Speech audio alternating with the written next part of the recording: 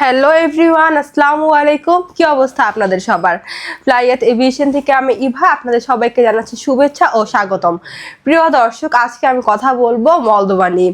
ইউরোপের দেশ মলদোভায় এখন যেতে পারবেন আমাদের মাধ্যমেই, এবং সেখানে গেলে আপনি কি কি সেক্টরে কাজ করতে পারবেন, কি কি ফ্যাসিলিটিস পাবেন, সবকিছু জানতে হলে কিন্তু অবশ্যই আমার এই ভিডিওটি শেষ পর্যন্ত দেখতে হবে।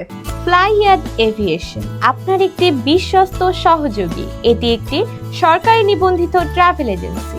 মলদোভাতে আপনারা দুটি সেক্টরে কাজ করার সুবিধা পেয়ে যাচ্ছেন, ফ্যাক্টরি ওয়ার্কার এবং কনস্ট্রাকশন হেল্পার।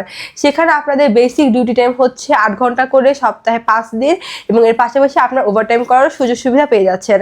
সেখানে খাবারের খরচটা আপনাদের বহন করতে হবে, তবে থাকার খরচ সম্পূর্ণ কোম্পানি বহন করবে, এবং এক্ষেত্রে আপনি স্যালারিটা পেয়ে যাচ্ছেন 500 থেকে 600 ইউরো।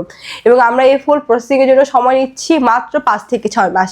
তাই আপনারা যারা এই অল্প সময়ের মধ্যে ইউরোপের নন সেনজেন কান্ট্রি মলদোভা যেতে চান, তারা এখনই যোগাযোগ করুন আমাদের ফ্লাইয়াত এভিয়েশনে, জমা দিয়ে যান আপনার ফাইলটি।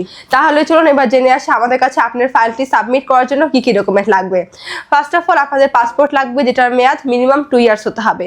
আপনাদের এনআইডি কার্ডের কপি 35x45 সাইজের 6 কপি ছবি লাগবে, যেটার ব্যাকগ্রাউন্ড সাদা এবং প্রিন্ট হতে হবে। এবং লাস্টে প্রয়োজন আপনাদের পুলিশ ক্লিয়ারেন্স।